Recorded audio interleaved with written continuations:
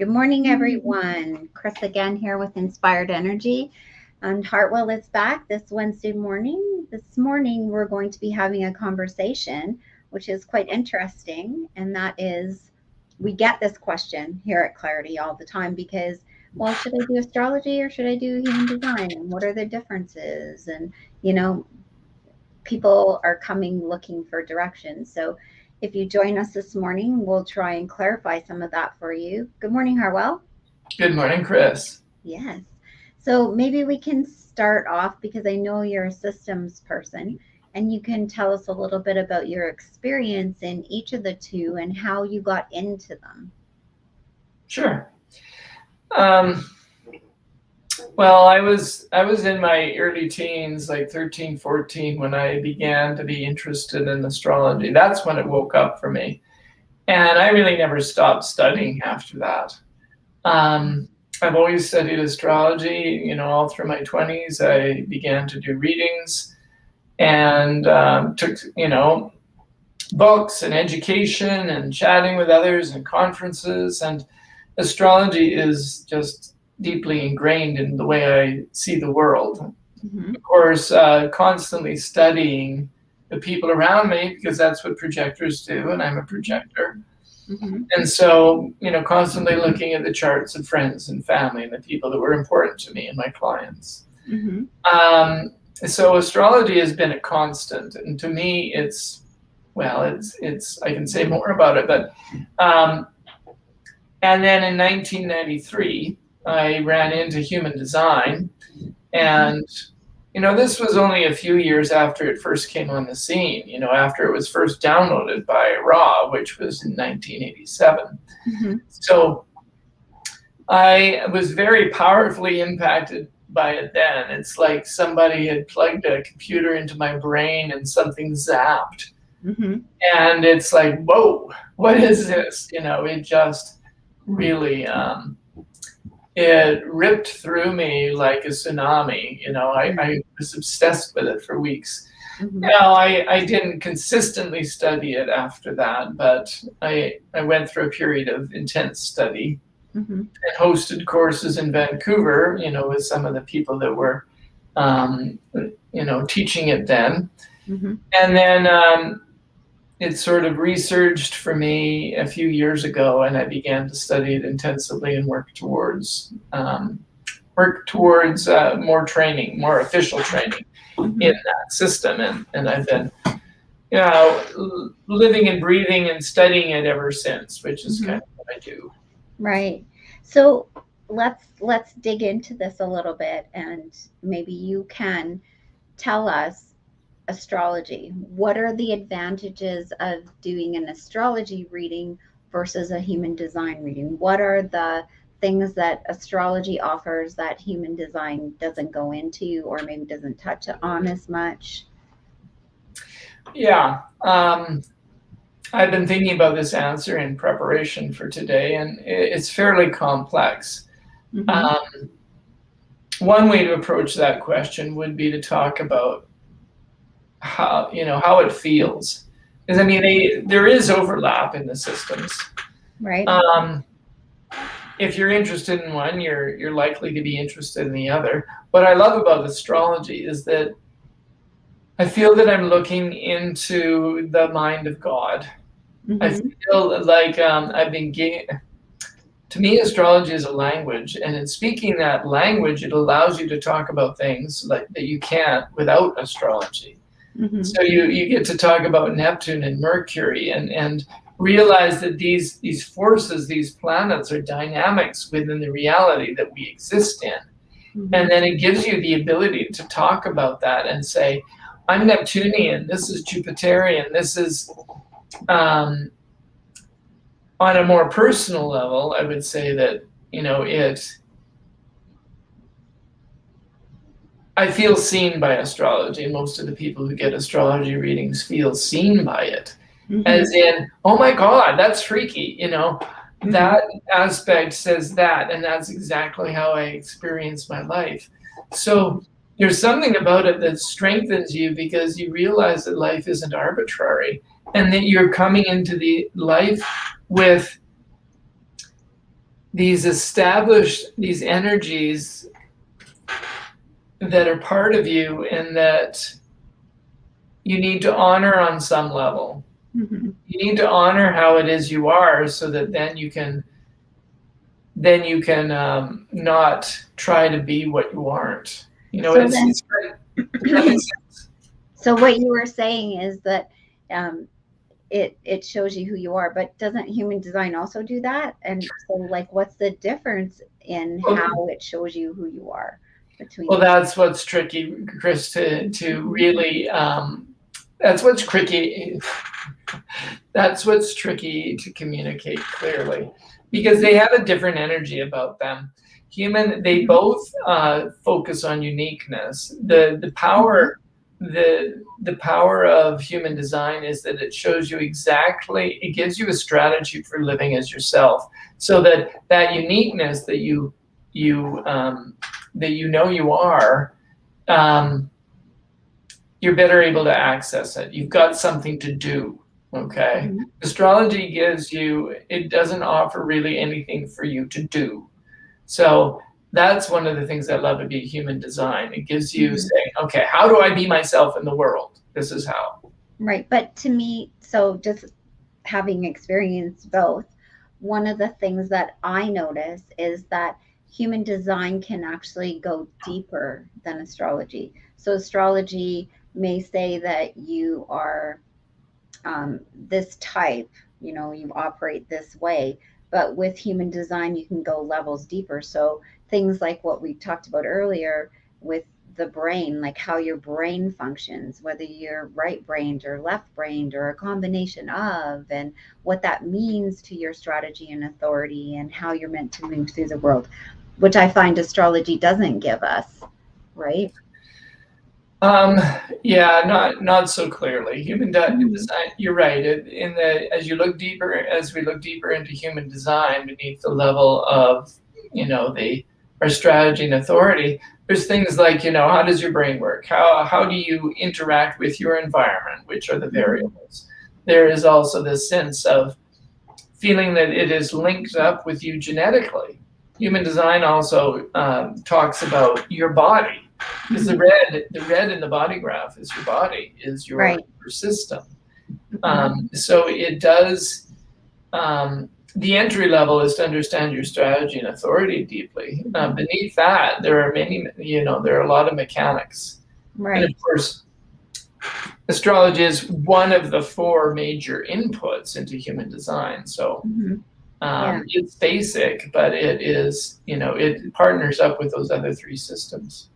And I think one of the other things that I noticed between astrology and human design, and you can correct me if I'm wrong, but when I'm getting an astrology reading, I can then go into the future or into a certain time, and you can tell me where the planets are, what the effects are on me energetically.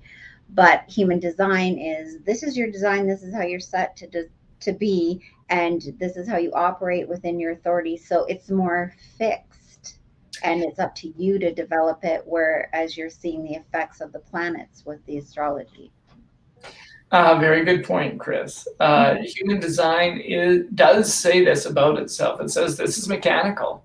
Mm-hmm. This is mechanical. This is how you're designed. You're a machine. Mm-hmm. So, in a sense, trust your life to carry you along the trajectory that you need to go at. Right.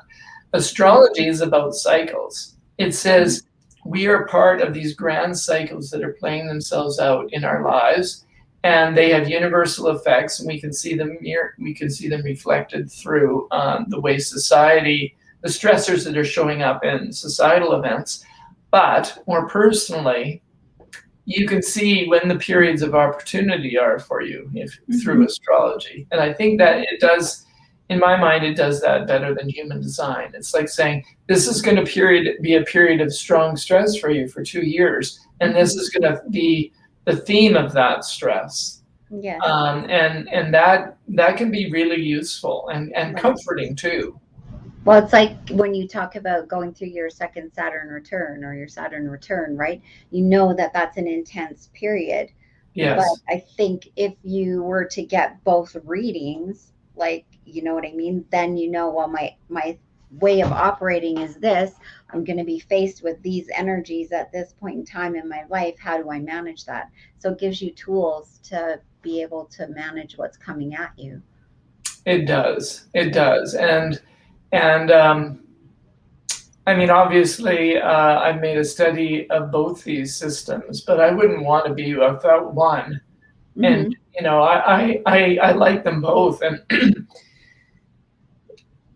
you know, if you come to me for an astrology reading, you will find that the language feels different. It feels more Mm-hmm. psychological. It feels more intimate in some ways. It Right. feels more, you know, it feels more, it has a different feel to it. And so it could potentially appeal to, depending on your own, the way you view the world, one could seem more Mm-hmm. in sync with you than the other. You know, human design seems colder, Mm-hmm. and it seems kind of more in your face, kind of like, oh, this is how it is. Well, You because it's mechanical, what know, you were saying, yeah, right? So it's you very know. black and white, right? Yeah. So they have the different systems have a different tone, Mm-hmm. and I think both tones are valuable. Mm-hmm. So You know, when would you recommend astrology readings versus a human design reading? So, and like, because there's a definite difference in how they're used, right? yeah, I would say that if you're being pressured by life, Mm-hmm. and like if you're feeling pressured, and that might show up mentally or emotionally or in Mm-hmm. terms of just what's going on in my life right now, Mm-hmm. astrology can be often the best check-in point for that. Right. um, you know, because there are definite times, you know, astrologers have seen this, Mm-hmm. you know, over and over again. People will show up in our offices at a time of stress, at a time when the planetary cycles are triggering them. Mm-hmm. Human design, I think, if you are deeply interested in cultivating your own self-awareness and unplugging from the matrix and understanding who you are uniquely, Mm-hmm. um, then human design is going to be give you the things that you need. Yeah, I So think it makes you stop beating yourself up for things that are just innately you, and yes, then shows you a way to, it gives you the strategy, right? And authority to operate as you're meant to. So you go, oh, well, I'm not quite there. But it out, like for me personally, because you know this, right? When we talked about, you know, being right brained and left brained, that was such a relief for me because I kept thinking I was doing everything wrong and I wasn't, you know, retaining this information, but I'm not built to do that. So that yeah. was like a huge relief for me. Um, and it just empowered me more to understand how I operated. Yeah. Well, I think in this time in human history, the idea of being unique is finding its place in the world. You Mm-hmm. know, it's not enough now to know that we are unique. We need to know how. And we Well, need for, to know how to show up in the world so that we can be strong as we are, mm-hmm. because we can't be strong trying to be something that we're not. Well, and we also can't affect change effectively, right? Which is what the world needs right now. We need to shift and change and become more of who we are so that we can make the world the place that it was meant to be instead of this competitive, you know, consumeristic world, right? Right. Mm-hmm. You know, the world needs Kris to be Kris and nothing Mm-hmm. else. You know, Yes. the world needs me to be me and no one else. Mm-hmm. And I can only do that powerfully if I understand certain things about myself. Right. It's, I mean, of course, you know, the Creator God, you know, all our gifts are present all the time, every moment. You know, we move through the world as ourselves. Mm-hmm. So it's not like if you never saw human design or astrology that you couldn't discover or figure out how to operate as yourself. But But they're tools that we can have these help you tools get and there we use quicker. them, Yeah, right? exactly. Because they are going to, for somebody who really wants to peek beneath peek behind the curtain and understand themselves, why wouldn't you want to understand this about yourself? Yeah. But then we get into the whole conversation about shadows and people not wanting to face their shadows and thinking that their shadows are bad. But sometimes our shadows are actually what we're meant to embrace and use. And as long as you use them properly, they are the tools, right? Well, this is something that you can't get away from that understanding, Kris, which is exactly right. And astrology and human design both force us to see that your challenges are not something to be avoided. They're actually the doorway into the unfoldment of your greatest gifts. So you have to embrace your shadow. You have to embrace those things because they're simply low vibration reflections of your own qualities. Once you understand that and stop resisting them, then you begin to raise your vibration and therefore express the gift level of those things. Yeah, exactly. And I think that's the understanding that people need to have so they quit beating themselves up, right? And just start recognizing and become aware of what those are so they can shift and change them, right? Yes.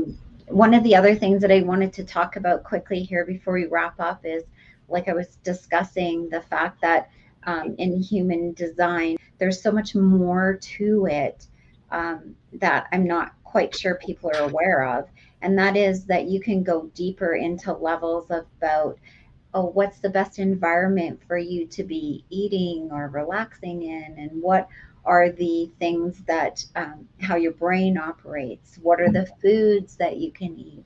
And you can actually go into each and every one of those gates and channels and dive deeper into them, and have like smaller readings so that if there's one that you're not quite sure about or you want to know more about, you can actually come in and do like a short 20 minute, half an hour reading and delve into that with you, right? Yeah, there's a lot of information to sort through, and there can be tidbits in there that could make major differences to how you view yourself and how you move through life. And also, in a sense, it keeps the ball rolling. I think a lot of us need, okay, so I know my strategy and authority, but how do I use that? We need to engage. We need to engage in a way with that on an ongoing basis so that it becomes something that we're actually putting into practice. Yeah, exactly. Exactly. So, everybody out there, just to wrap up, thank you, Hartwell, for helping us distinguish between the two. If you guys want to come to a reading, go deeper into either of these, Hartwell is available here at Clarity to do that with you.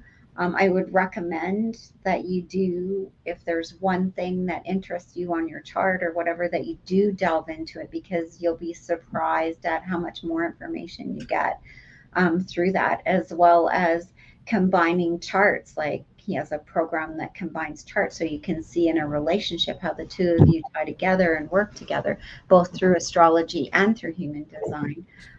As well as keep joining us here. Like, subscribe to the Inspired Energy channel or Clarity's channel, and keep getting these little tidbits and information that can help you. So, with that, I'm going to say God bless. We love you.